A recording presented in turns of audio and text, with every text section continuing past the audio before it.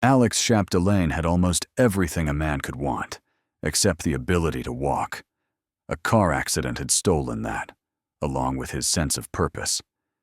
Stuck in his mansion on Acorn Street, he began to see his life as a never-ending loop of expensive treatments and empty promises. But then, Carrie Fraser arrived. She wasn't a therapist. She wasn't a doctor. She was just a maid. But when she told him, "I will wash your feet, and you'll feel something different," Alex couldn't help but be intrigued. What happened next was something he couldn't explain. A small twitch in his foot. Could it be a miracle? Or just his mind playing tricks on him? Welcome to Stories That Touch. Before we begin, we'd love to hear from you. Tell us where you're tuning in from. It's always amazing to see the reach of our stories. Once the story wraps up, rate it from 0 to 10 and share your thoughts with us. We're eager to know how it resonated with you. If you're someone who enjoys heartfelt stories full of twists and emotional depth, don't forget to follow Stories That Touch so you won't miss out on future tales that will move and surprise you. Now, get comfortable and let's begin this journey together. Alex Chapdelaine sat in his grand, empty mansion on Acorn Street, gazing out over the cobbled streets of Boston's Beacon Hill.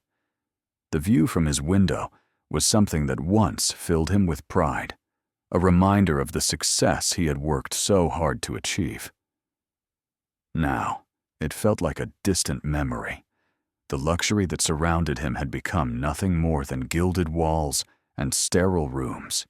He was no longer the energetic entrepreneur who once thrived on the pulse of the business world. No, now he was just a man trapped within these walls, a shadow of the man he used to be. It had been almost a year since the accident, a year since his life had been irrevocably altered in a flash. A car accident, a simple, tragic twist of fate, had left him paralyzed from the waist down. Doctors had told him it was unlikely he would ever walk again. The spinal injury was too severe, they said. Too many nerves had been damaged. He would have to learn to live a new life, one confined to a wheelchair. And yet, even now, those words seemed impossible to believe. How could this be his reality? How could someone who had once been so independent, so driven, now rely on others for even the smallest task? It was maddening.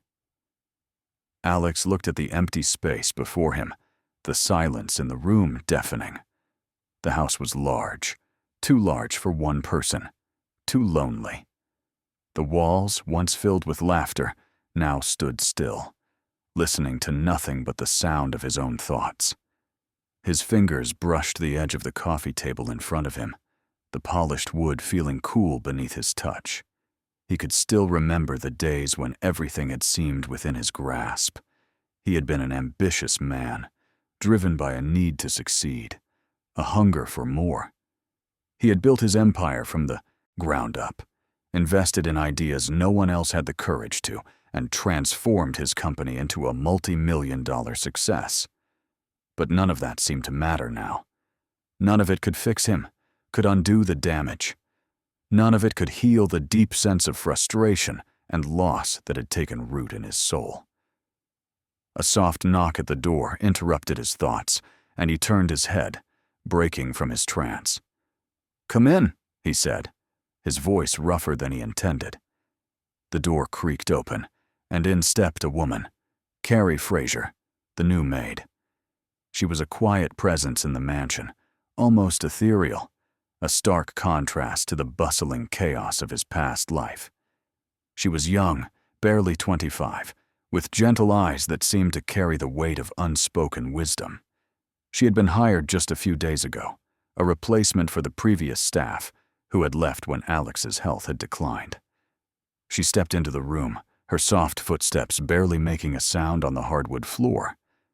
She carried a tray with a fresh pot of tea and a few delicate cups. Her movements were practiced, yet there was a grace to her actions, as if everything she did was a quiet, mindful ritual. "Mr. Chapdelaine," she said with a polite nod, setting the tray down on the table in front of him. "I thought you might want some tea. It's chamomile, with a bit of honey, as you asked yesterday." Alex didn't immediately respond, still staring out the window. His thoughts were far away, caught in a web of memories and frustration. He had never been one for tea, never cared much for it before the accident. But Carrie had taken it upon herself to remember the smallest details, remembering the little things he had mentioned during one of their few conversations. It was oddly comforting, in a way.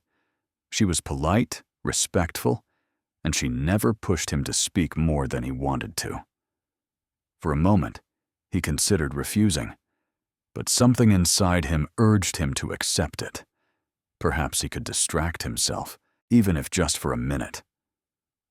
"Thank you," he said, his voice strained. Carrie gave him a soft smile and nodded, before turning to leave the room. "I'll leave you to your thoughts, sir," she said, her tone gentle. Just as she reached the door, she stopped and turned back toward him.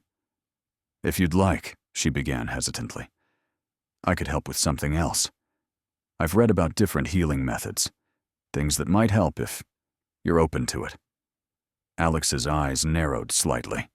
He wasn't sure what to make of her suggestion. Healing methods? He had heard it all before, from the best doctors in Boston to therapists who came in and out of the house, promising results, all of them trying to convince him that something could work, that he could somehow overcome this. The idea seemed almost absurd to him at this point. "Do you believe in miracles?"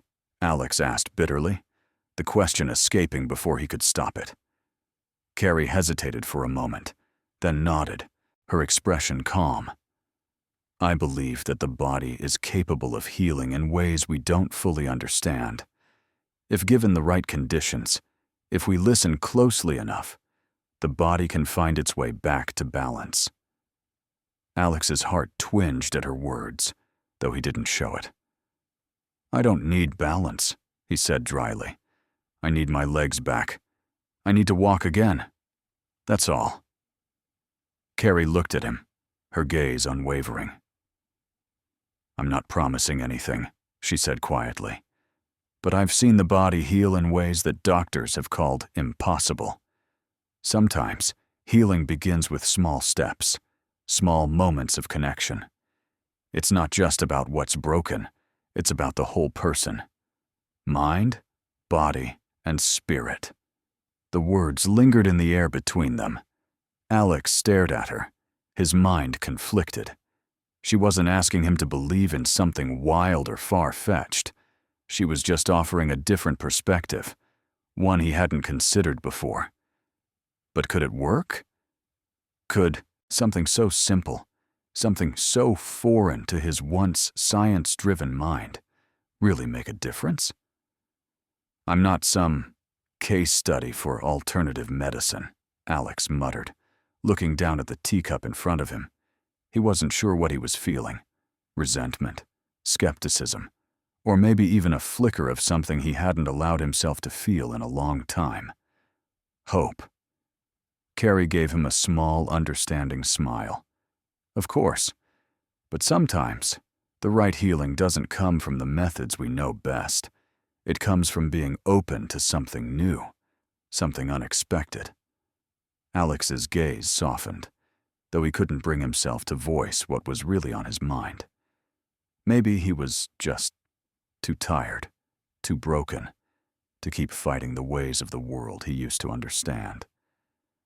Maybe there was something he hadn't tried, something that could make all the difference.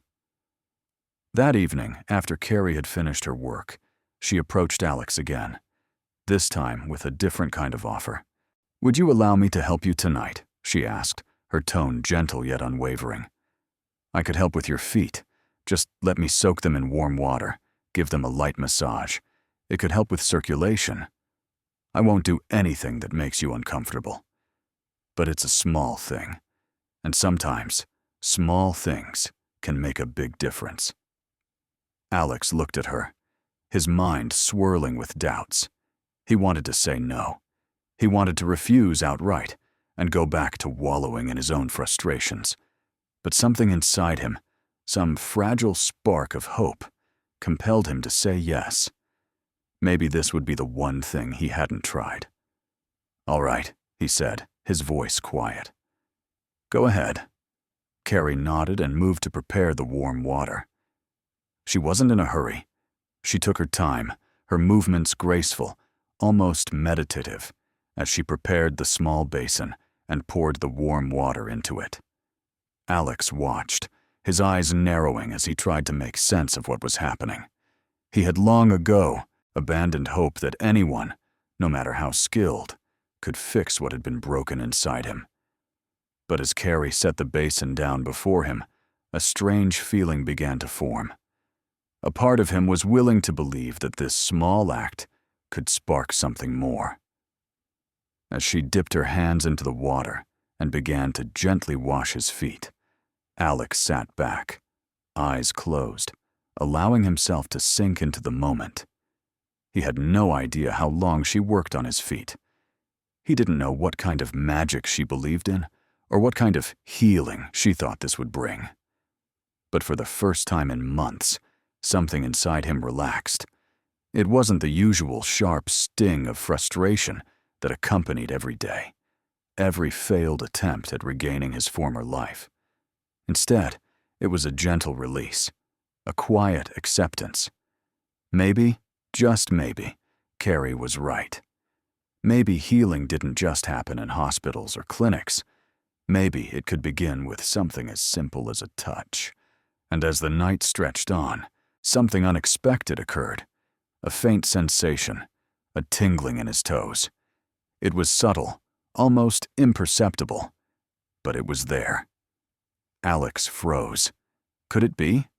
Could this simple touch, this moment of connection, be the start of something he had long given up on? "Carrie," he whispered, his voice shaking. I felt something." Carrie didn't reply immediately, but the look in her eyes was all the answer he needed. There was no surprise there, no triumph, just quiet, steady belief. "Yes," she said softly. "I told you, Alex. Healing begins in the smallest of ways. You just have to trust it." Alex sat there, frozen in disbelief. For the first time in a long time, he allowed himself to feel hope. The night after the strange sensation in his feet, Alex sat motionless in his chair, unable to shake off the feeling.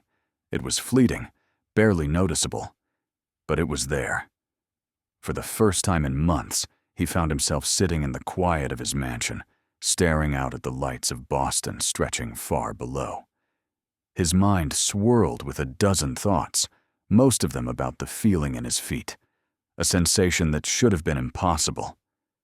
The following morning, Carrie Fraser was at the door again, as punctual as always. She wore the same serene, composed expression that had become her trademark since her arrival. The housekeeper, Mrs. Hargrove, had mentioned in passing that Carrie was a quiet girl, respectful and diligent in her work. But Alex had begun to see something else in her, the quiet assurance of someone who knew something he did not. Alex had dismissed her initial claim. He had scoffed at her promise that he might one day walk again. But now, the seeds of doubt had been planted. Could there be something more to this? Could the impossible truly be possible?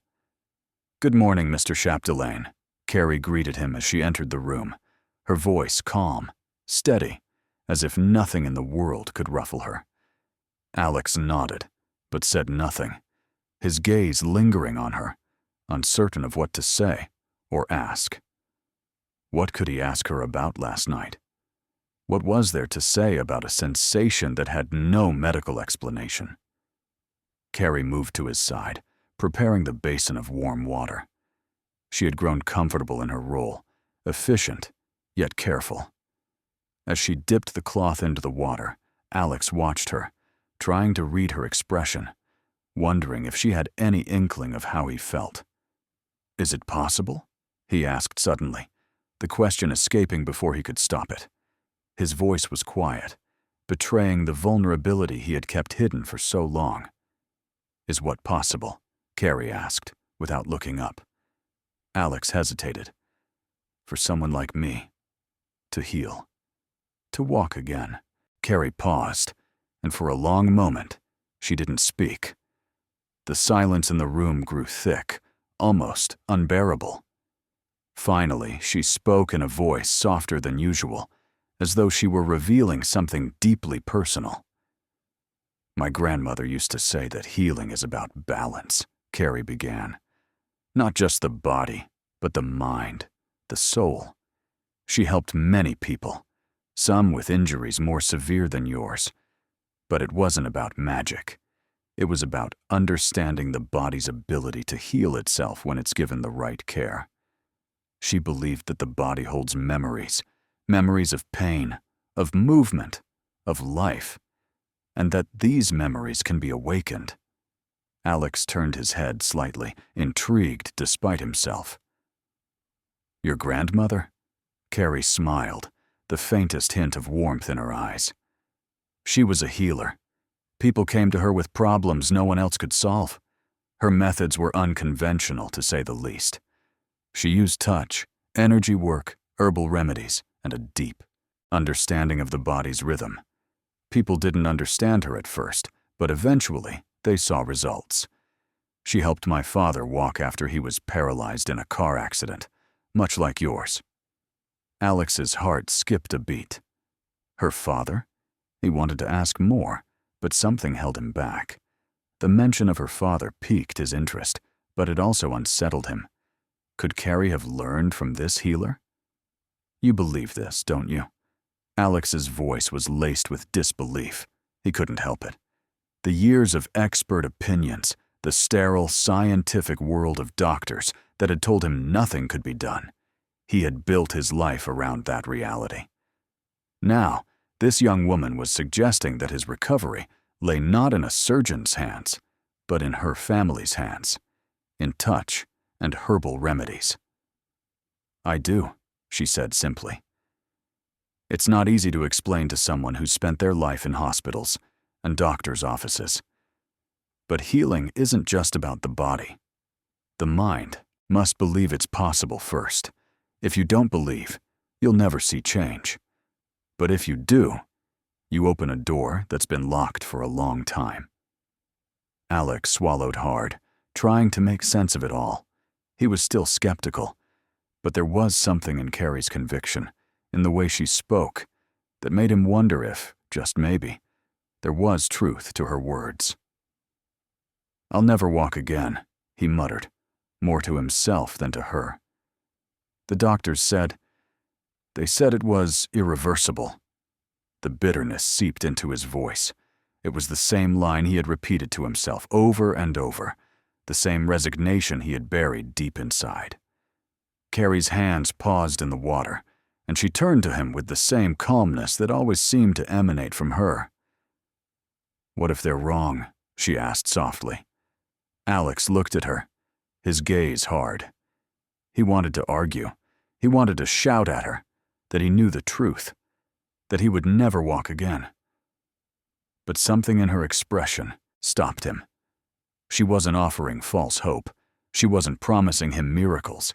She was simply asking him to believe, to try. "I'm not asking you to believe in something impossible," Carrie said, as if reading his thoughts. "I'm asking you to trust in your body, to trust in its ability to heal if you give it the right conditions. Your body remembers what it's capable of, even if you don't." For the first time in a long while, Alex found himself considering something he had dismissed for months.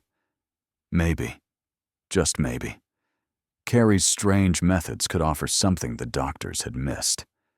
The days that followed were a strange mix of skepticism and curiosity.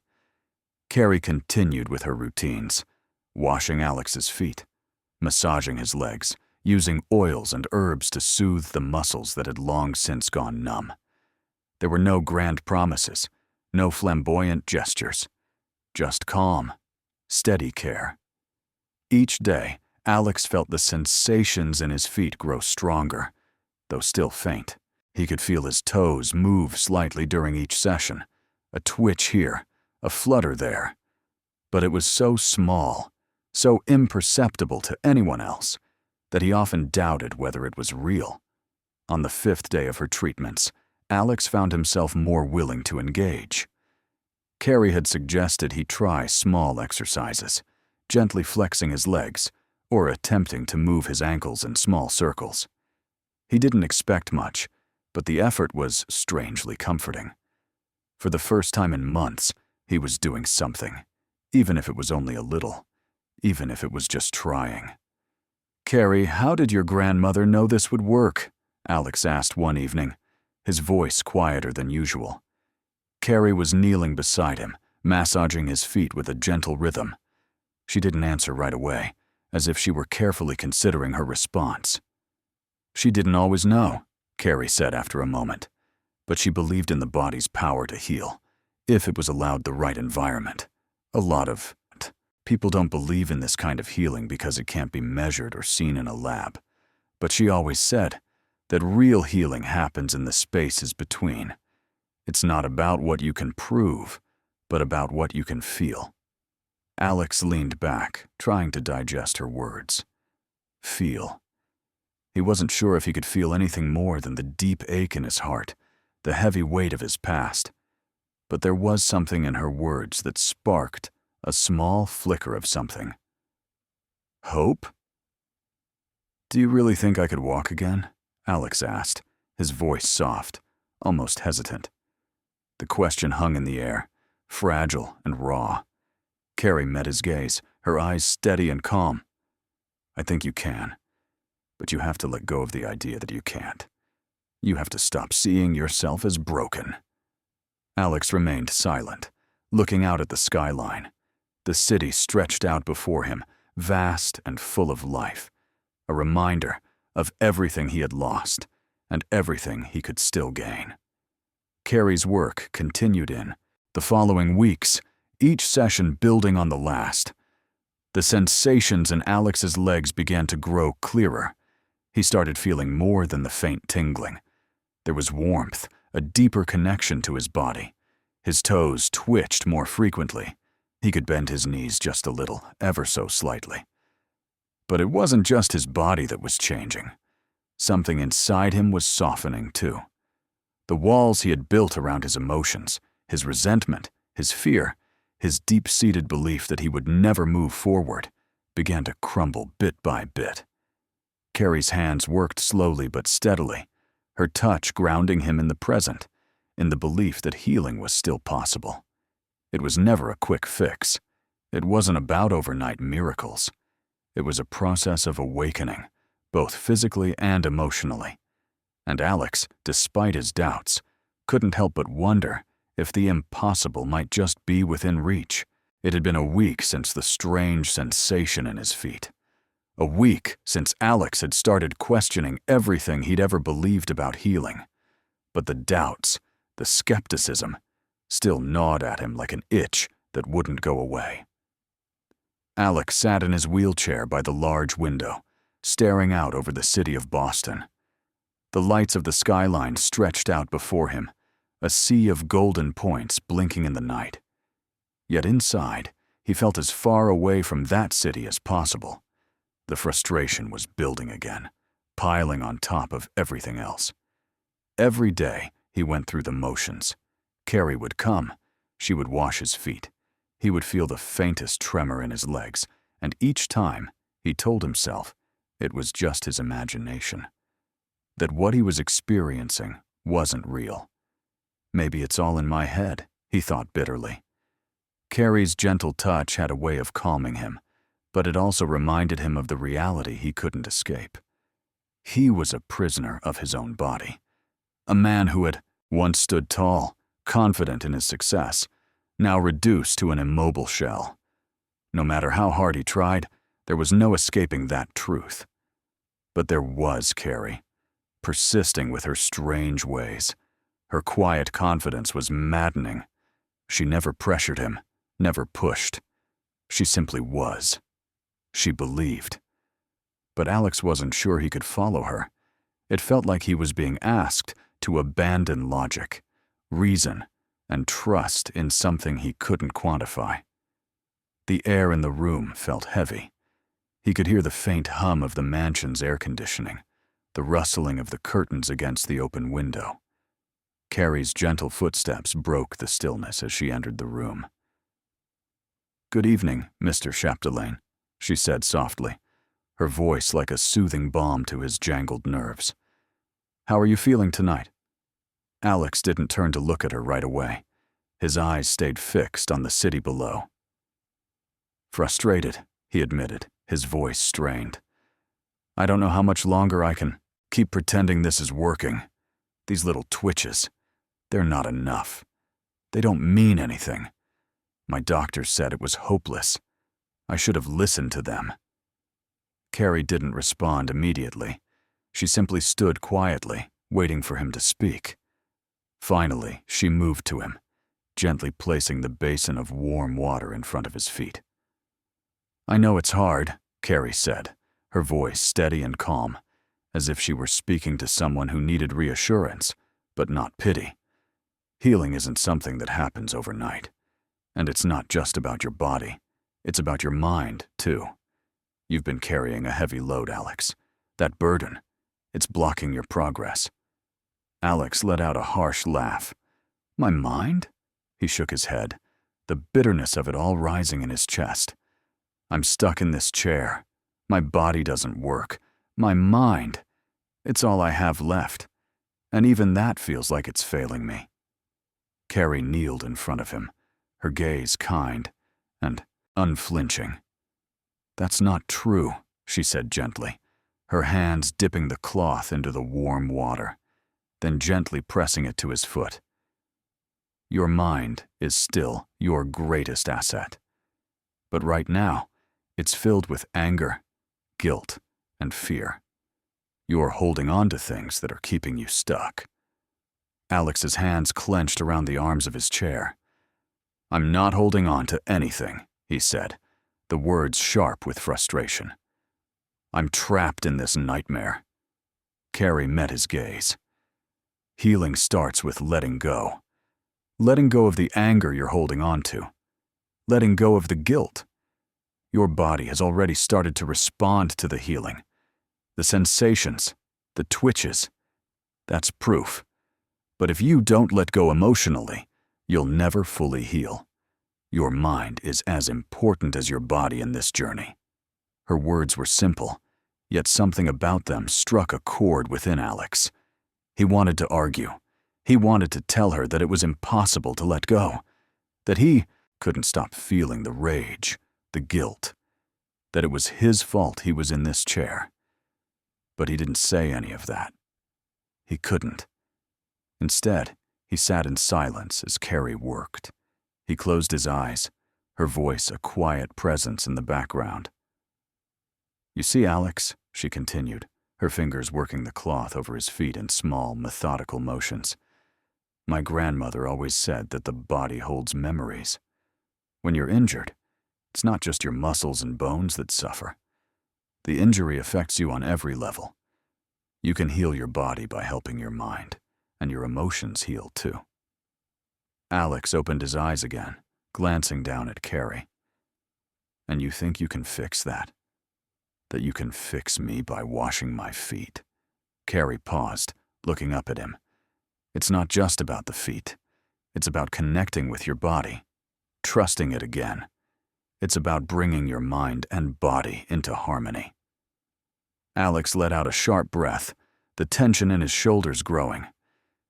He wanted to reject her words, to throw them aside like so many well-intentioned but ultimately empty promises.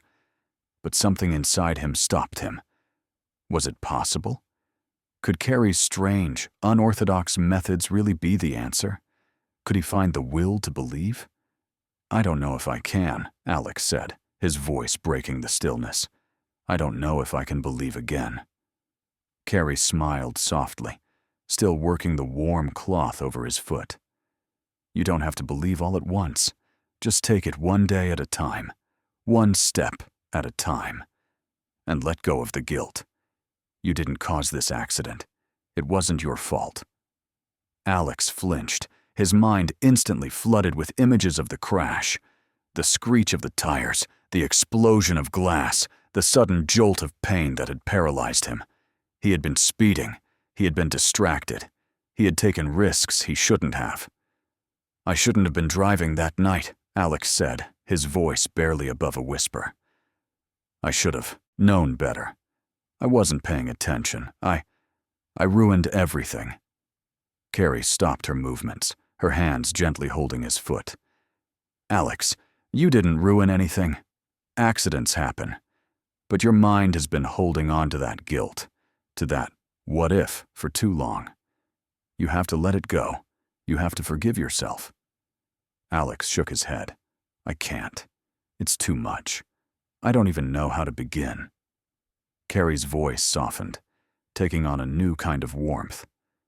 "Forgiveness isn't about forgetting. It's about accepting that you made a mistake and choosing to move forward. You don't have to carry this with you anymore." For the first time since the accident, Alex allowed himself to feel the weight of his grief. The pain that had been buried beneath anger and frustration for so long surged to the surface. He felt it in his chest, a tightness, a pressure. He felt it in his legs, in the muscles that still refused to move. But something else was there, too. Something small, yet unmistakable. A flicker of hope, a thought, fleeting but real. Maybe I can heal. Alex closed his eyes. He didn't know how to let go of the guilt. He didn't know how to forgive himself. But in Carrie's presence, he felt something shift, something he hadn't felt in months, a possibility. The following days were a mix of small victories and setbacks. Carrie continued her treatments, and Alex, although skeptical, began to feel changes in his body that he couldn't deny. The twitches in his toes became more frequent. He could feel his feet, at least a little. His legs, though still stiff, began to show signs of responsiveness. But the emotional struggle was far from over. Carrie remained a constant presence in his life, her calm assurance a steady anchor in his turbulent sea of doubts.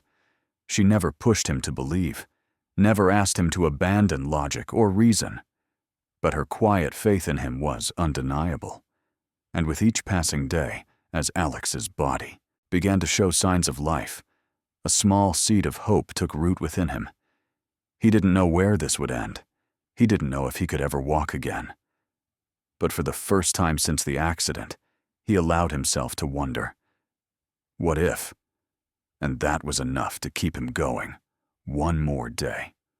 One more step. The days passed, and Alex continued to focus on the small changes. He didn't know if they would lead to anything. He didn't know if they were enough to make a difference. But he could no longer ignore the feeling in his feet. The faint, but undeniable feeling that his body was slowly awakening. It was a feeling he had longed for since that fateful night on the road. A feeling that maybe he wasn't as far from healing as he once thought. Maybe, just maybe, the impossible was within reach. Alex Chapdelaine's office was cold. The sterile white walls, the high ceilings, the impersonal gleam of the modern furniture. It all felt like a place where hope went to die. It had been 2 days since his last session with Carrie, and the twitching in his toes hadn't left his mind. But today, he had an appointment with his doctors, the same doctors who had told him so many months ago that his injury was irreparable, the ones who had told him he would never walk again. Carrie's methods, the foot washing, the gentle massage, the strange belief that his body could heal itself, had begun to feel real. But today, his mind was clouded by the clinical skepticism that had ruled his life before the accident. He couldn't ignore the evidence. His doctors had been wrong about so many things, but they also had expertise, science on their side. The problem was, every time he tried to confront his feelings about Carrie's methods, he was pulled into a war inside himself. Was he truly seeing progress? Or was he clinging to the smallest thread of hope because he couldn't stand the alternative? What if there's no miracle? What if this was all just a fluke? Alex rolled his wheelchair toward the large glass desk where the two doctors sat. Dr. Henry Martin, the neurologist who had been with him since the beginning, and Dr. Catherine Reynolds, a specialist in spinal cord injuries. They exchanged a quick glance before looking at Alex, their expressions unreadable but professional. Neither of them seemed the least bit surprised to see him, but then again, after the initial rush of consultations and treatments, he had become a regular presence in their offices. "Mr. Chapdelaine," Dr. Martin began, his tone as cold as the office itself. "We've reviewed the latest results from your MRIs, and I'm afraid there's still no significant change in the condition of your spinal cord." He paused, tapping his pen against his notepad. "This is a severe injury. We've been through this before. The prognosis hasn't changed. Your chances of walking again are next to zero." Alex's breath caught in his throat. He knew this. He had known this for months. But the words still stung, like fresh wounds reopening. He glanced at Dr. Reynolds, hoping for something different, something to make him believe again. But her expression remained unmoved, clinical. "Have you considered," she began, with an edge of mild disapproval in her voice, "that these methods you've been engaging in with this maid of yours are entirely unscientific? We've seen no proof that anything she's doing will have an effect on your condition." Alex felt a flush of anger rise in his chest. The words maid and unscientific felt like an insult. Carrie wasn't just a maid. She was the only person who had given him something that resembled hope in months. But he said nothing, instead choosing to listen to the rest of their assessment, despite the frustration welling up inside him. "I understand your frustration, Mr. Chapdelaine," Dr. Martin continued, "but you need to face reality.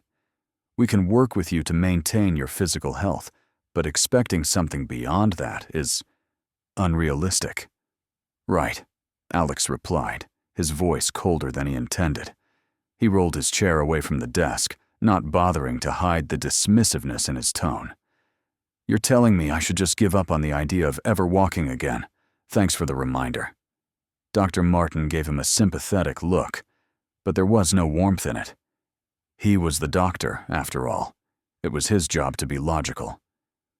"What we're saying is that you need to find acceptance, Mr. Chapdelaine.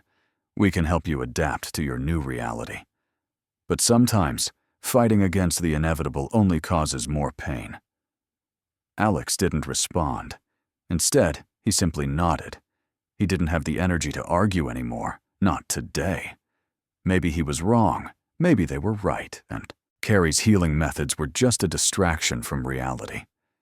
He left the office feeling heavier than when he'd arrived. That evening, as he returned to his mansion, Alex's thoughts swirled. The soft click of his wheelchair wheels against the floor of the large, empty hallway felt louder than usual, as though the mansion was conspiring with the weight of his doubt. The lights in the city twinkled from the window, but they didn't bring him any comfort. The world felt distant and cold, a far cry from the warmth he'd begun to feel with Carrie's touch. He barely registered Carrie's presence as she entered the room, carrying the usual basin of warm water. She said nothing, as she always did, as she set to work on his feet.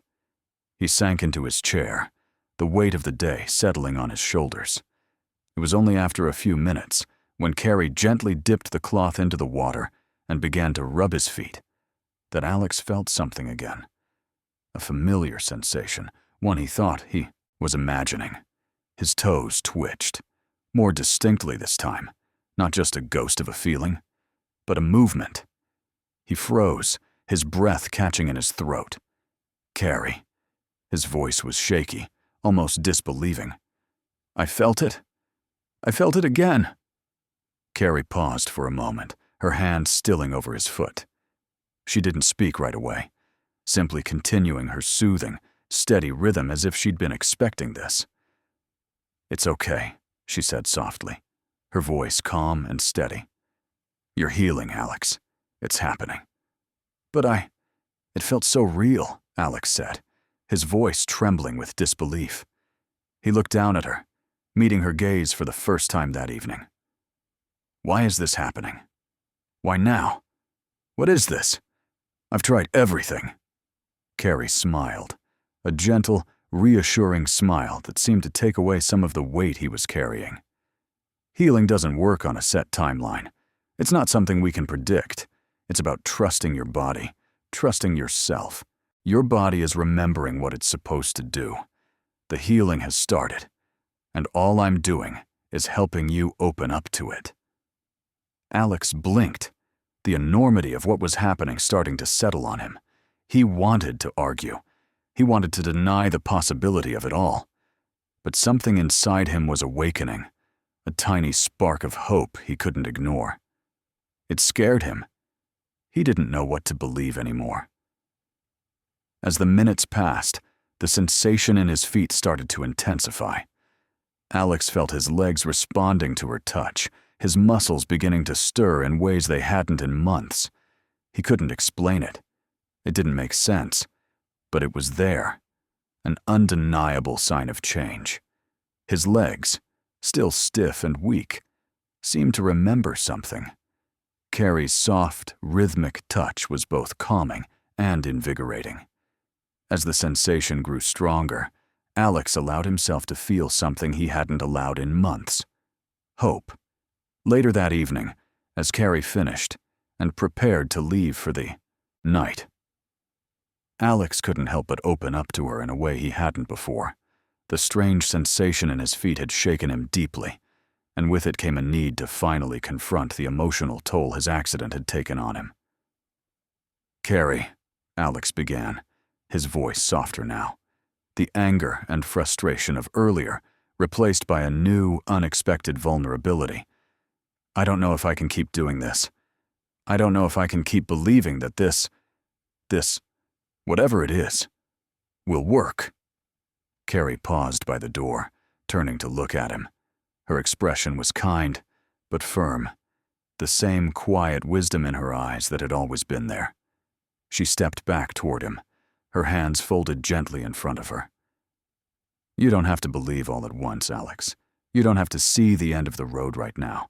Just trust the process. It's slow, it's subtle, but it's real. Just as your body is beginning to respond, your heart will too."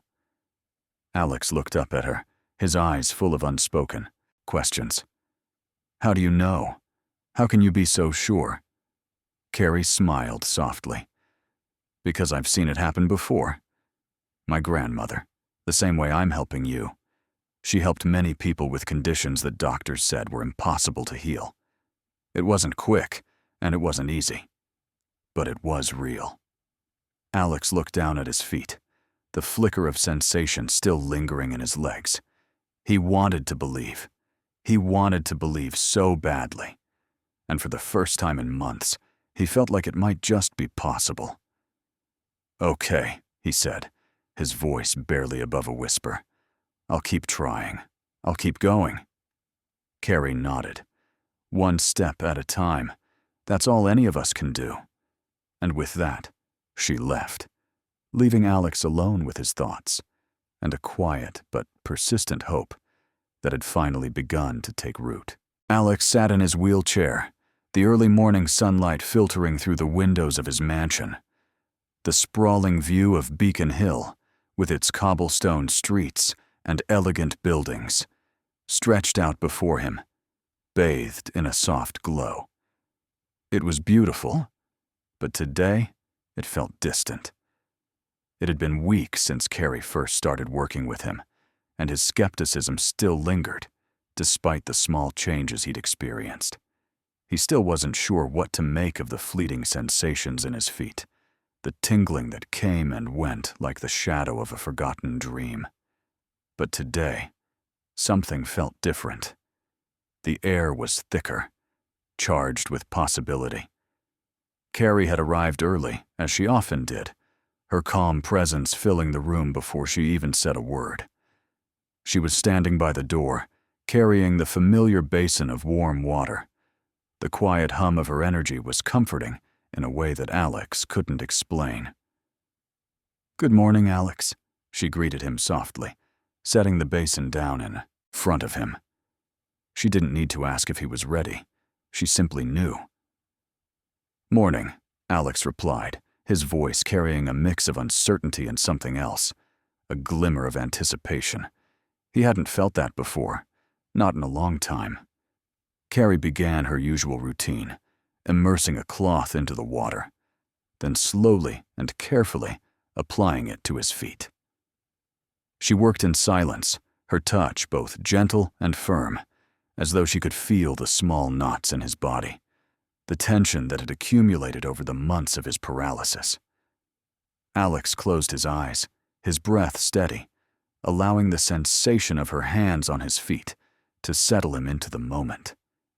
He didn't know how much time had passed when he suddenly felt it. The slightest movement, a twitch. It wasn't much, just a hint of something more.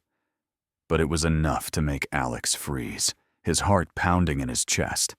He opened his eyes, staring down at his feet, the warmth of the water pooling around his toes. "Did I imagine it?" "Carrie," Alex whispered, his voice a mix of disbelief and wonder. Did you feel that?" Carrie paused, her hands hovering above his feet for a moment, and then she gently spoke. "I did. You moved your toes, Alex. That's real." Alex blinked, his mind struggling to process what had just happened. The same toes that had been immobile for months, the same feet that had once been nothing more than dead weight, had moved. Even if it was small, even if it was barely noticeable, it was movement. "Are you sure?" he asked, his voice hoarse, as if he were afraid to fully embrace the possibility. Carrie's smile was soft, patient. "I'm sure." Alex stared down at his feet, unable to fully comprehend the significance of what had just happened. His body, which had betrayed him, was starting to respond. For the first time since his accident, Alex allowed himself to entertain the possibility of something beyond his paralysis, something beyond what he had been told. "This is—" Alex started, his mind racing. He couldn't quite find the words. "This is real, isn't it?" Carrie placed a hand gently on his shoulder. "It is. You've been waiting for something to change. Now, it's time to trust that it will. But it's up to you to keep believing." Alex nodded, though doubt still clouded his thoughts. How much could this really be? Was this just a fluke? Was it just his mind playing tricks on him? He didn't know what to think. Carrie's voice cut through his racing thoughts. "You've been working hard, not just physically, but emotionally too. Remember, healing isn't just about the body. It's about the mind and spirit too. Let's keep going. Every step, every breath counts." The days that followed were a whirlwind of new emotions. Alex found himself eager to see what his body could do next, but he also carried the weight of his skepticism. There was still a part of him that couldn't fully trust in the process. The doctors had told him for so long that there was nothing to be done. How could he throw all that away? How could he believe in Carrie's unorthodox methods when everything he had been taught told him to trust only in science? Carrie's role in his recovery had shifted. She was no longer just a maid in his home. She had become a central figure in his healing. Every day, she guided him through exercises, breathing techniques, and visualizations designed to connect his mind with his body. She taught him how to envision his legs moving, how to imagine the sensation of walking, how to trust that his body still remembered how. And with each passing day, Alex felt something shift within him. The first time he tried to stand was terrifying. It had been months since he'd even considered the idea. But with Carrie's steady guidance, he felt something stirring deep within him. The sensation in his feet was becoming more frequent, more pronounced. He could feel the edges of his legs tingling, as if they were waking up. The stiffness, the numbness, it was all starting to soften. On the morning when Alex first stood with assistance, He felt a rush of emotion that almost overwhelmed him. He had his hands pressed firmly against the wall for support, Carrie holding him gently but securely. His legs shook beneath him, unsure and unsteady. But for the first time in a long time, he felt a deep, bone-shaking sense of possibility. "I can't believe this," Alex whispered, his voice shaky as he stood there, even if only for a few seconds. "I thought I was done for. I thought I would never be able to do this again." Carrie's eyes softened with pride, though she said nothing in response. She didn't need to. The truth was in the way Alex's legs trembled, in the slight movement of his feet, in the hope that he now felt deep in his chest. But the breakthrough wasn't without its complications. As the days passed and his progress continued, Alex's doubt remained ever present. The skepticism he'd always carried with him, instilled by years of rational thought and scientific logic, kept trying to creep back in. Could this really be happening? Could it be that simple? And then, of course, there were the doctors. Alex had been avoiding them. The appointment was scheduled for a week after his first real breakthrough, but he couldn't shake the fear that they would dismiss everything, tell him it was just a psychological response, or worse, that his progress was just a placebo effect. He wasn't sure if he was ready for their disapproval, but deep down, he knew he had to face them. So he did. Sitting in the sterile office once again, the cold, clinical environment seemed even more oppressive this time. The doctors were seated across from him, their expressions unreadable as always. "Mr. Chapdelaine," Dr. Martin began, his voice as matter-of-fact as ever. "We've reviewed your recent scans, and there's still no sign of significant recovery. Your injury remains as severe as we initially diagnosed." He paused for a moment, clearly waiting for Alex's response. Alex could feel the heat rising in his chest. He wanted to argue, to tell them what he'd been feeling, but he held back. His gaze shifted to Dr. Reynolds, who seemed just as unmoved. "I understand," Alex said finally, his voice tight. "But there's something else going on.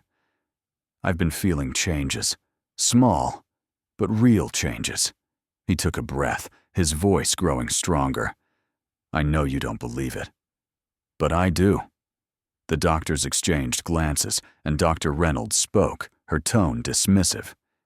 "Mr. Chapdelaine, we understand that you might feel more hopeful, but there's no scientific basis for what you're describing. The sensation you're feeling is likely psychological, nothing more than a placebo effect. The injury is still there, unchanged." Alex clenched his fists, his nails digging into his palms. "No," he said, his voice firmer than before. "It's not. I'm telling you. I've felt it. I've moved my toes. I stood up. It's not all in my head. It's real." Dr. Martin shook his head, his expression unreadable.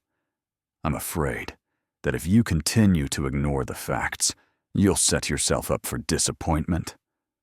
Alex took a moment to collect himself. He knew this wasn't going to be easy, but for the first time in months, he wasn't afraid of speaking his truth. "I don't care what you think," he said quietly. "I'm going to keep going.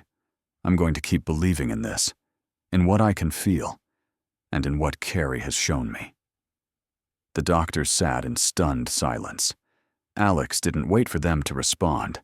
He turned his wheelchair around and left, a sense of resolve hardening in his chest. As he left the office, the weight that had pressed on his shoulders for so long seemed to lighten, even if only for a moment. He wasn't going to let the doctors define his journey anymore. It wasn't just about his body anymore. It was about belief, about the possibility of something more than what the world had told him was possible. And with Carrie's help, he was starting to believe. Alex woke up with a strange sensation coursing through him that morning, an undercurrent of energy he hadn't felt in months. It wasn't physical at first, but something far deeper, almost spiritual. For the first time in a long time, he wasn't trapped in the static world of his wheelchair. staring out at the world from the same perspective. There was something different in the air today, something alive. Carrie had arrived early, as she always did, her calm presence instantly filling the large, empty space around him. She had been a constant, like the steady tick of a clock in a world that had lost its sense of time. She had made him believe in things he'd long since given up on. Slowly, steadily, she had helped him reclaim his body, his hope, and perhaps most importantly, his belief that there was still something worth fighting for. He had moved his toes just a few days ago, a twitch, a flicker of sensation. It had shattered his skepticism but hadn't quite dispelled the shadow of doubt. Was it real? Was it just his mind tricking him into believing something impossible? Today, as the morning sun streamed in through the wide windows, Alex felt something different, something more. He hadn't felt it yesterday, but now it was here, in the pit of his stomach. The kind of quiet confidence that comes only when you know something is about to change. "Carrie," Alex called, his voice steady despite the nerves clenching in his chest. She was already at the door, carrying the familiar basin of warm water and a towel, the soft rustle of her footsteps bringing him back to the present. He couldn't quite explain the feeling, but for the first time in weeks, Alex felt something, a kind of certainty. "Are you ready?" Carrie's voice was gentle, always calm, always knowing exactly when to speak and when to remain silent. Alex took a deep breath, a slow exhale following the intake. His heart beat a little faster now. He nodded slowly. "I think so." Carrie's movements were measured and practiced as she set to work, as always, with the same steady, quiet determination that had become so familiar to him. The soft clink of the basin as it hit the floor, the heat of the water rising up to meet his skin, the soft pressure of her hands as they began their gentle ministrations.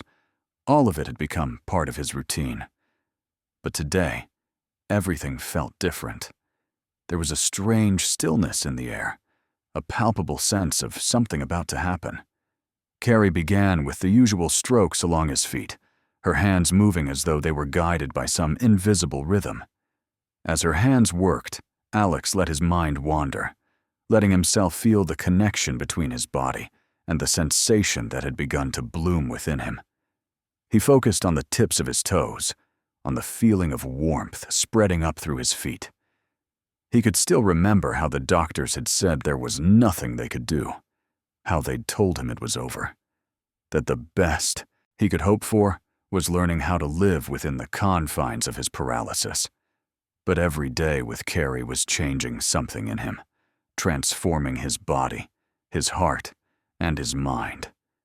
And today was different. Slowly, he placed his hands on the arms of his chair. He braced himself, pressing the heels of his hands into the soft leather, pulling on the fabric of his shirt. For the first time, Alex made an attempt to stand. His legs quivered beneath him, but he wasn't sure if it was the sudden weight of the motion or the fear that rushed to meet him. His hands gripped tighter as the muscles in his legs tensed, resisting him. "Carrie," his voice cracked. Carrie's presence was there, silent but supportive, her hand still gently massaging his feet. "It's okay," she said softly, her voice a constant reassurance. "Take it slow. Don't rush." Alex's body trembled as the muscles of his legs strained, his feet pressing down, aching as though they were trying to remember something. He felt it, the unmistakable sensation of his body beginning to move again, just the smallest inch, but enough to make him believe. With a grunt, his feet finally made contact with the ground. The cold surface of the floor was jarring, a stark contrast to the warmth of the water Carrie had soaked his feet in just moments earlier. His legs wobbled beneath him, unsure, shaky, but they held him up. "I'm standing," Alex said softly, a strange mix of disbelief and awe in his voice. The words didn't feel real, like they belonged to someone else. He glanced down at his legs, the weight of his body now fully supported by his own feet. His breath caught in his throat. "I'm standing." Carrie stood back, watching him with a quiet pride that Alex couldn't quite put into words. She didn't congratulate him. She didn't need to. There was no fanfare, no explosion of celebration. There was only the truth of the moment. He had done it. He had stood. For a long moment, neither of them spoke. It was as if the world had momentarily paused to witness what had just happened. Alex felt something shift within him. His chest was tight with the weight of emotion, his body trembling with exhaustion. But there was something else. Something deeper. It was a sense of freedom, a tiny glimmer of hope that had been hidden beneath months of doubt, fear, and frustration. He had taken a step forward. Carrie's voice broke through the stillness. "You did it, Alex. You stood." "I stood," Alex repeated softly, as if testing the words to see if they were real. His mind raced to catch up with the moment. Standing again. It was possible. "You're not done yet," Carrie added gently, a reminder that this wasn't the end. But Alex didn't need to hear more.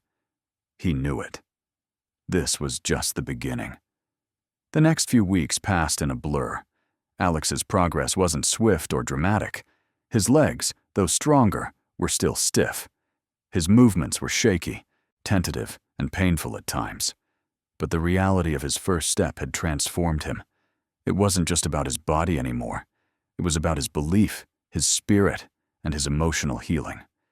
He found himself looking forward to the sessions with Carrie, each one offering new challenges and new victories. There were days when doubt crept back in, when Alex found himself questioning the very thing that had given him hope. But those doubts were becoming smaller, quieter. Carrie's steady support had become the anchor he didn't even realize he needed. She had helped him see something beyond the walls of his mansion and his body. She had opened a door to something he had lost, the belief in his own strength.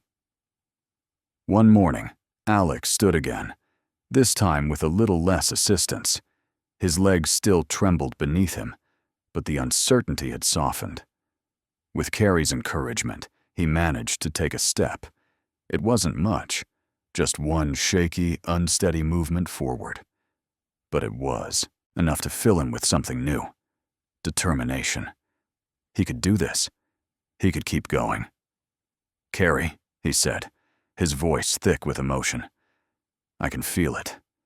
I can feel my legs. I think they're coming back." Carrie stood at his side, her hand steadying him, her gaze warm and unwavering.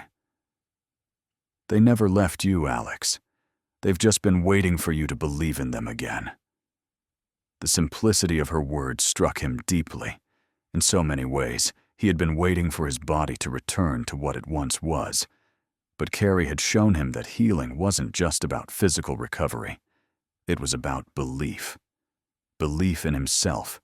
Belief in his body. Belief in the possibility of something greater. And so, with each passing day, Alex continued his journey.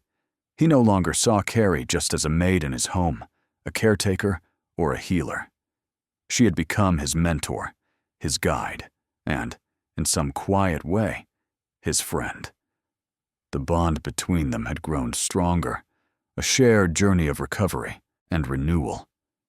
But even more than that, Alex had begun to understand something about himself. Healing wasn't just about reclaiming his body. It was about reclaiming his life. Carrie had shown him that there was no limit to what he could do, not if he could trust in his own ability to heal. He wasn't broken. He was becoming whole again. And for the first time since the accident, Alex felt something he hadn't felt in months. Hope. He had stood. And now, the next step was his. The days after Alex's first step were filled with an undeniable sense of change. Each morning, he would wake with an anticipation he hadn't felt in years, his body yearning for more. More movement, more strength. Every session with Carrie brought progress, albeit slow and often difficult, but it was progress nonetheless. And with it, Alex's confidence grew. There were still moments of doubt, those quiet whispers in the back of his mind that told him this was all temporary. But Carrie's steady presence helped silence them. It wasn't long before the whispers of Alex's recovery reached beyond the walls of his mansion on Acorn Street. It started as a quiet ripple among the few people who knew him well. A rumor here, a comment there. Did you hear about Alex Chapdelaine, the billionaire who was paralyzed? Then it grew, faster than Alex could have imagined. News outlets began picking up the story. The press, as always, was hungry for any miracle. Headlines screamed about his miraculous recovery. The words, healing without medical intervention, were plastered across newspapers, television segments, and online articles.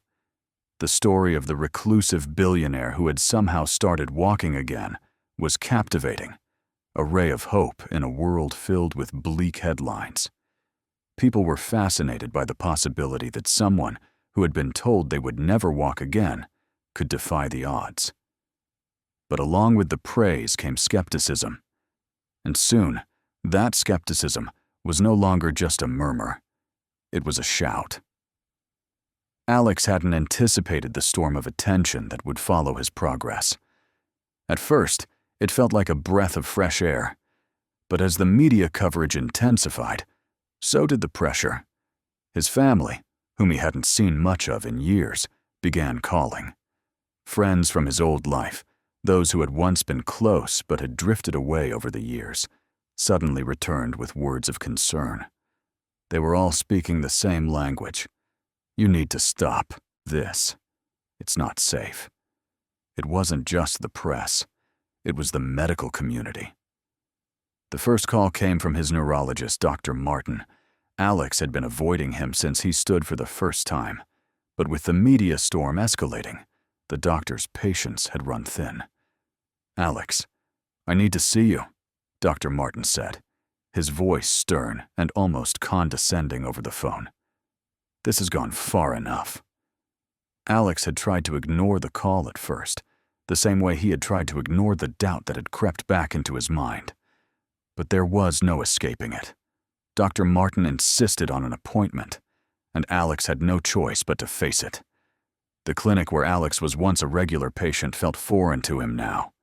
The sterile white walls, the cold, unfeeling machines. It was a place of science and reason, where Alex's fate had been sealed. As he wheeled himself into the waiting room, his mind raced. He hadn't seen these doctors in months. They had given up on him. They had told him to, accept his new life, a life confined to a wheelchair, a life of dependence.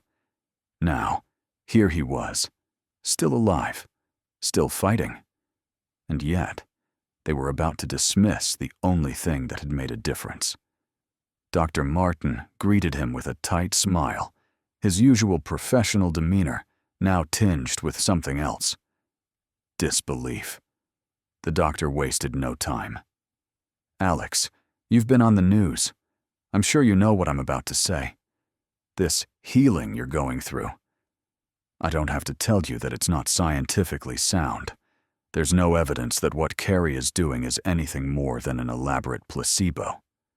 Alex clenched his fists, trying to keep the calm exterior he had worked so hard to cultivate. But inside, he was boiling. You've seen me, Dr. Martin, Alex said through gritted teeth. I'm not imagining this. I've moved my toes. I've stood. I'm walking. Dr. Martin shook his head, sighing as if he were speaking to a child. You don't understand. These methods Carrie is using, her healing, it's not rooted in any scientific method. It's based on folklore, on superstition. It's dangerous. You're putting yourself at risk, and we can't allow this to continue. The word dangerous hung in the air, but it didn't carry the weight it once did. Alex had heard that word before, too many times. Dangerous. That's what they had told him when he was first diagnosed. Dangerous. That his life would never be the same. But now, he was standing. He had moved. He felt the tingling in his feet, the undeniable proof that something was happening. How could they be so blind? "I'm not going to stop, Dr. Martin," Alex said firmly, his voice unwavering. "I'm not going to stop believing in what I can feel. Carrie's methods may not fit your view of science, but they're working. And I'm not going to let you or anyone else tell me it's all in my head." The doctor's face darkened, but Alex wasn't done. "I've had enough of being told I'm hopeless. I'm not going back to that life." He paused, his voice dropping lower. "I don't care if you think this is psychological. I know what's happening to me." The silence between them was thick with tension, but Alex didn't look away. He could feel the truth of his words solidifying in his chest. For the first time, he didn't feel like a victim of his body. He felt like a man with a choice. Finally, Dr. Martin stood up. He didn't say another word as he walked to the door. He paused for a moment, his back to Alex, and said, "I won't be a part of this charade, Alex. But if you insist on pursuing this, be prepared to face the consequences." The door closed behind him, and Alex was left alone in the sterile room, the weight of the doctor's warning settling on his shoulders. The news didn't stop at the clinic. As soon as the doctors had made their stance clear, the pressure from Alex's family and friends grew stronger. His mother, a woman who had always been practical and pragmatic, called him in a panic. "Alex, what are you doing?" she asked, her voice filled with concern. "You have to stop this nonsense. These methods, they're not backed by science. You're not some miracle. You're not going to get better this way." "I'm better already, Mom," Alex replied, his voice calm but firm. "I'm standing. I've moved. What's happening to me is real." "You're just fooling yourself, Alex. The media and the press are just using you for their stories. This is a phase, and it's dangerous." Her words echoed with the same doubts he had heard from the medical community, and they made his heart ache. He hadn't wanted to disappoint her, but he couldn't turn back now. Not after everything that had happened. "Mom, I'm not stopping," Alex said, his voice strong. "I believe in this. I know it's real." The public scrutiny was relentless. Alex found himself at a crossroads, torn between the life he had known and the possibility of something new. Carrie's unorthodox healing methods offered him hope, but the medical world was adamant in its dismissal. He was caught between two worlds, neither of which offered comfort, neither of which made him feel truly understood. But then, there was Carrie. She had been with him every step of the way, through the physical and emotional struggles, through the skepticism and doubt, through the breakthroughs that had started to change everything. She had believed in him when no one else did. She had trusted the process even when the world doubted. And she had never, not once, promised him a miracle. Carrie wasn't just a maid. She wasn't just a healer. She had become something far more important, a reminder that healing wasn't always about science. Sometimes it was about belief, about having someone by your side who would help you find the strength to believe in the impossible. That night, after the doctors had left, and his family's concerns still echoed in his mind, Alex found Carrie in the kitchen, making tea. She looked up as he entered, her eyes soft but knowing. "Are you okay?" she asked quietly. Alex nodded, though the weight of the day still hung heavily on him. "I'm tired, Carrie. They're not going to stop. They'll keep telling me I'm wasting my time." Carrie placed the kettle down and walked over to him. "You don't have to make anyone else understand. You just have to believe in yourself. You're the one feeling these changes. No one else can tell you what's real." Alex looked at her, gratitude and something deeper filling his chest. "I'm not going to stop," he said, more certain than ever. I don't care what they say. What we're doing here, it's real." Carrie smiled, her eyes shining with quiet pride. "Then let's keep going."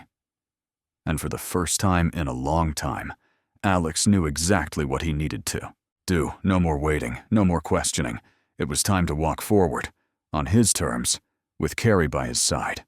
The days blurred into each other as the seasons changed outside the windows of the mansion on Acorn Street. Winter had given way to spring, and the soft light filtered through the tall windows, casting long shadows on the polished floors.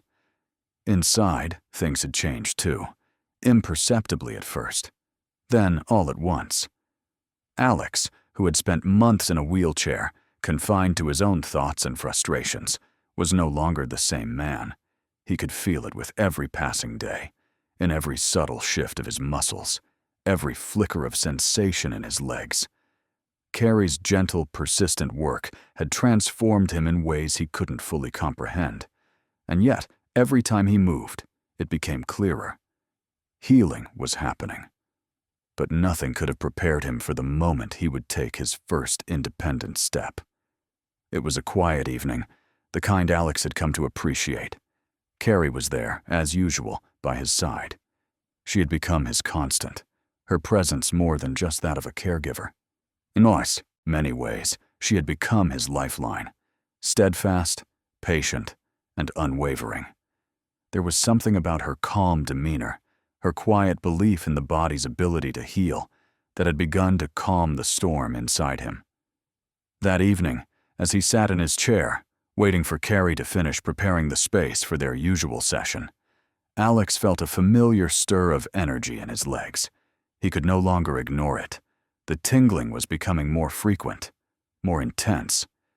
He focused on it, silently willing his legs to respond as they had during their earlier exercises. Carrie approached, her eyes always assessing, always aware of him. She didn't rush, never hurried him, never pushed too hard. But there was a knowing in the way she moved. Carrie had seen this before.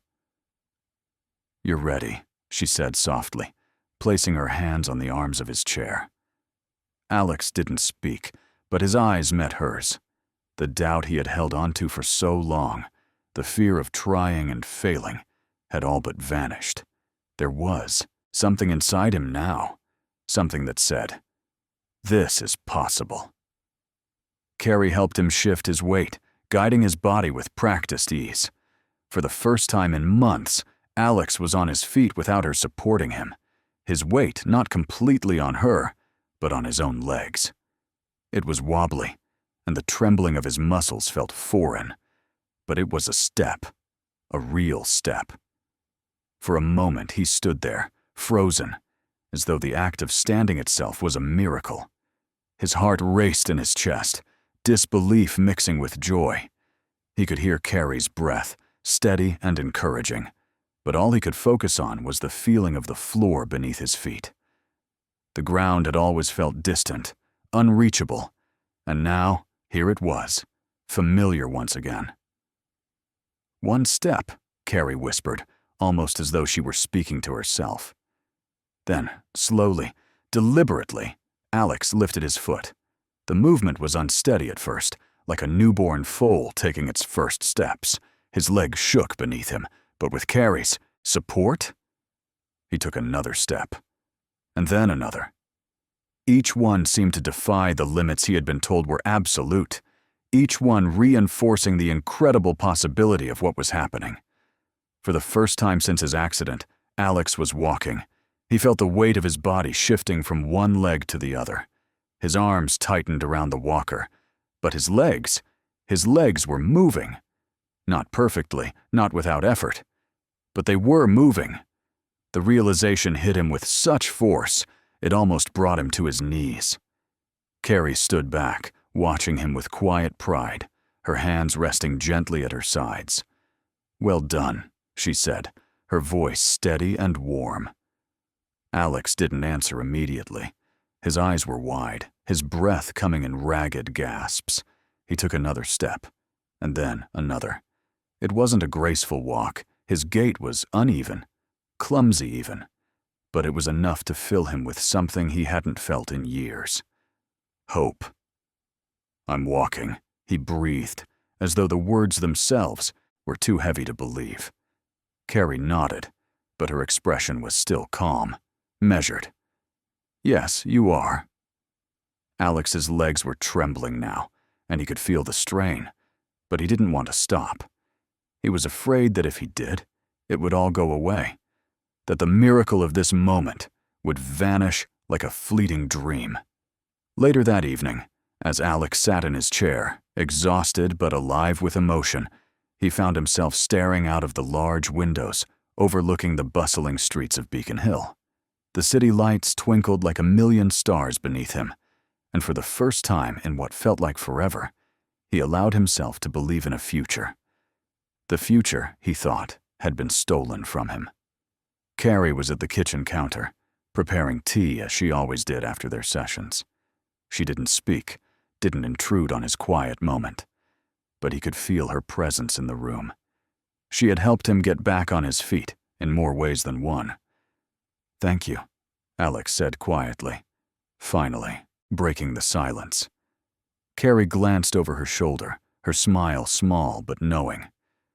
"You did the work, Alex. You kept going." Alex nodded, though his thoughts were still swirling. He had just taken his first independent steps. He knew it wasn't just a physical victory, but something deeper. It was a mental and emotional breakthrough, too. The emotional scars from the accident, the guilt, the anger, the hopelessness, he could feel them beginning to unravel, to loosen their grip on him. He wasn't fully healed yet, not by any means, but this was a turning point, and he knew now that nothing could ever take that away from him. Not the doctors, not the doubters, not even his own fears. Over the next few days, Alex couldn't stop walking. It was awkward, painful at times, but he refused to let it stop him. Carrie had introduced him to new techniques, breathing exercises, visualization practices, that connected his mind and body in a way that felt natural, almost instinctual. He wasn't just moving his legs, he was learning to trust them again, to believe that they could carry him forward. The change was noticeable. Friends, family, and even the staff at the mansion could see it. They had all been skeptical at first, but now, seeing Alex move with more confidence, they began to believe.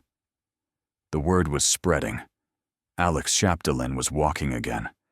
Slowly, the narrative surrounding his recovery began to shift. No longer was it just a story of a man defying the odds. Now, people were starting to wonder, could there be more to this story than just a miraculous recovery? It was Carrie who told Alex that people were starting to talk. She had been approached by several people who had heard about his progress, some interested in her methods, others wanting to know if she could help them or their loved ones. At first, Alex hadn't given it much thought, but as more people came to see Carrie, asking for help, he began to realize just how significant this moment was. Carrie's grandmother's methods, once dismissed by the medical world as little more than folk remedies, were gaining respect. Carrie had never sought fame. She didn't want accolades or recognition. She simply believed in the power of the body to heal, and she had been proven right. But even with the growing interest in her healing methods, Carrie remained humble, always focused on Alex's recovery. It was clear to him now. She wasn't just here to help him walk again. She had a deeper calling, a purpose far beyond what either of them had anticipated. And he knew that it wasn't just her grandmother's teachings that had made this possible. It was Carrie herself, her unwavering belief in the power of healing and her ability to guide him through the darkest days. As Alex's body continued to heal, so did his perspective on life. He began to think more deeply about what he wanted to do with the second chance he had been given. He had always been driven by ambition, by the desire to prove himself. But now, he realized, his purpose had shifted. It wasn't about wealth or status anymore. It was about healing. It was about helping others. The thought of sharing his story, of advocating for alternative healing practices, began to take root. He wanted to be a voice for people like him, people who had been told that recovery was impossible. And so he began to speak. At first, it was just a few quiet conversations with close friends and family. But as the word spread, more and more people began to ask him to speak publicly about his journey. He didn't know if he was ready for it, but the more he thought about it, the more he realized this was his chance to make a real difference. Carrie's influence on him had been profound, not just in his recovery, but in how he saw the world. She had shown him that there was more to healing than just the body. There was the mind. There was the spirit. And now Alex wanted to share that with others. And so as Alex continued to take his first steps, literally and figuratively, he knew that his journey had only just begun. His recovery wasn't just a miracle, it was a beginning. And with Carrie by his side, he would face whatever came next, determined to make the most of the second chance he had been given. Because for the first time in years, Alex Chapdelaine believed in the impossible. The morning light filtered softly through the large windows of the mansion, casting long shadows across the polished wood floors of the grand hall. Outside, the streets of Beacon Hill buzzed with the quiet energy of a new day. Pedestrians walking to work, carriages passing by, the city slowly coming to life. Inside the mansion, however, it was a different kind of stillness, one filled with contemplation and a quiet sense of purpose. Alex Chapdelaine stood at the window, staring out at the familiar view of Acorn Street. He hadn't been able to walk through this street in over a year, hadn't even imagined that he could. The street, once a barrier, his prison, was now a place of freedom, a symbol of everything he had regained. Carrie stood beside him, her quiet presence comforting. She too had changed in the time they had spent together. From the moment she first walked into his life as his maid, she had been something different. She wasn't just here to clean his house or serve him. She had come to heal him, body, mind, and spirit. Alex took a deep breath, his legs a little unsteady as he shifted his weight. But today, he didn't lean on the walker like he used to. He didn't rely on Carrie's gentle support. He stood on his own, strong, even if a little uncertain. The tremors that had once ruled his body were still there, but they were fading with each step he took, and each new movement reminded him of how far he had come. "I never thought I'd be here again," Alex said softly, his voice almost lost in the silence. "I never thought I'd walk again, let alone stand here, looking out at my life." Carrie's hand brushed his arm lightly. She didn't speak right away, but her presence was enough. She had known from the beginning that Alex's journey would be about more than just his body. It would be about reclaiming his soul, rediscovering his purpose. She had always believed in him, even when he couldn't believe in himself. "You've come so far," Carrie said, her voice steady but warm. "You've regained your strength, more than just physically. You've rediscovered your will to live, Alex. That's the real victory."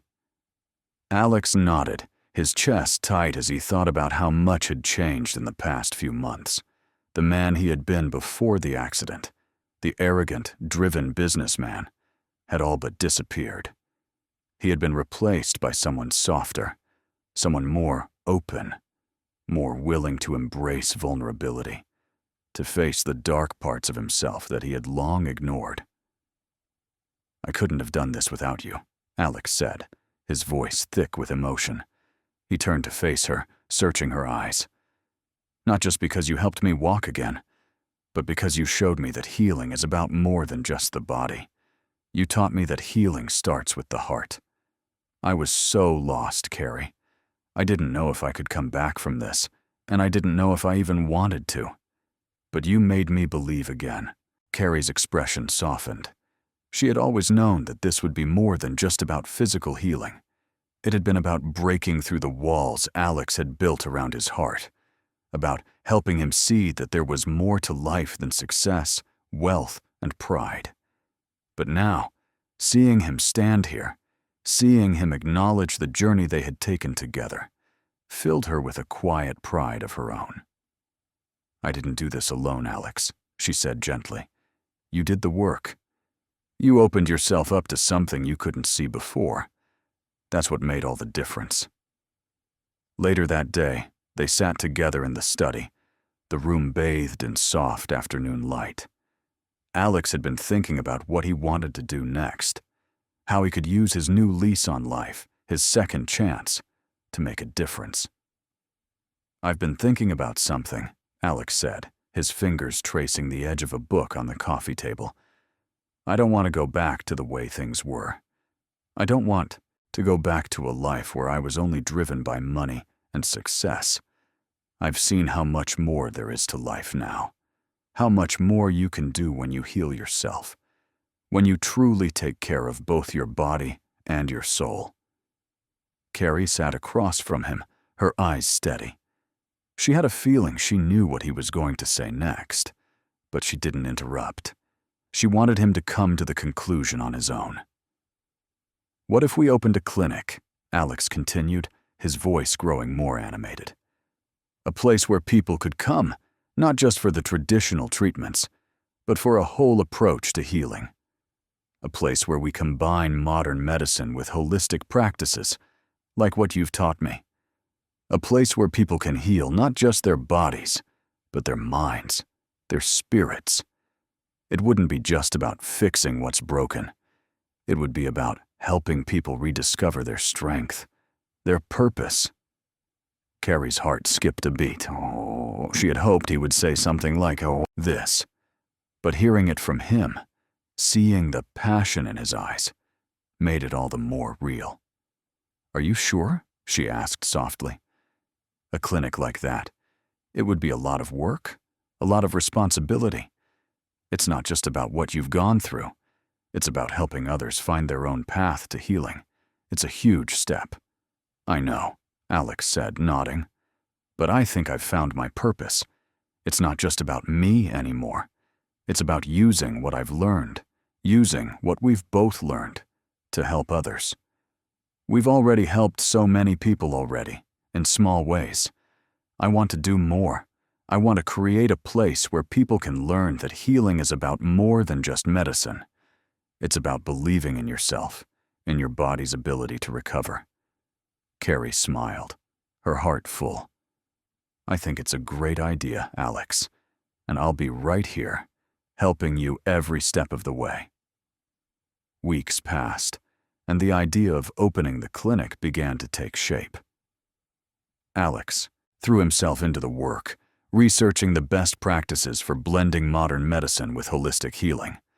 Carrie, who had always been a quiet, unassuming presence, became the backbone of the operation, drawing on her grandmother's teachings to create the foundation for the clinic's work. They decided to name it the Healing Path, a name that reflected their journey together and the road ahead. They would combine physical therapy, nutrition, energy work, mindfulness practices, and much more. Their goal wasn't to replace traditional medicine, but to offer a complementary approach, a way to heal the whole person, not just their injuries. The clinic's opening day was filled with anticipation. Alex, once confined to a wheelchair, stood at the door of the clinic, watching the first patients walk through the door. Some came for physical therapy, others for guidance in emotional healing. And as they walked into the clinic, they were greeted with warmth, with hope, with the knowledge that healing could happen in many different ways. As the weeks turned into months, the healing path grew, drawing more and more people seeking a different kind of treatment. Word of mouth spread, and soon Alex and Carrie were hearing from people all over the city, and even from people as far away as other states, who wanted to experience their unique approach to recovery. The success of the clinic was more than just about the patients. It was a reflection of how far Alex had come. He had once been a man broken by an accident, a man who thought his life was over. Now, he was not only walking again, but helping others find their own path to healing. He had discovered that life wasn't just about what you could accomplish. It was about the connections you made, the lives you touched. One afternoon, as Alex walked down Acorn Street with Carrie by his side, he took a moment to pause and reflect.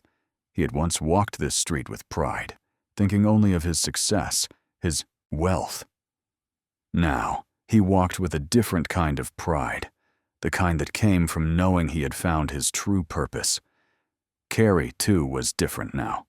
She had been the catalyst for Alex's transformation.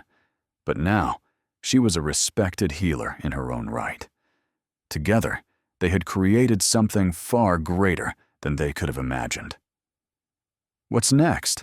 Carrie asked, her voice soft but hopeful. Alex smiled, looking up at the sky, the weight of the moment settling over him. "Whatever comes next," he said, "I know we'll face it together, and I know we'll continue changing lives, because this journey, our journey, it's just beginning." And with that, Alex took another step forward, into a future filled with promise, with healing, and with the unshakable belief that, together, they could accomplish anything. Some stories end with grand gestures or life-altering moments that leave everything changed in an instant. But the best stories, the ones that truly stay with us, end with the promise of everyday moments, where love and healing are chosen again and again. Alex's journey, just like the one we've shared today, was about more than just physical recovery. It was about the power of trust, belief, and the quiet bond that grew between him and Carrie. Looking back, would you have made the same choices Alex did? Would you trust something unexpected when everything seemed lost? Your thoughts mean the world to us. Please share them in the comments below. If this story moved you, don't forget to subscribe to Stories That Touch and leave a comment letting us know how you felt. Your feedback and support inspire us to keep bringing you more stories that stay with you long after the last word. Stay tuned for the next chapter in our journey together,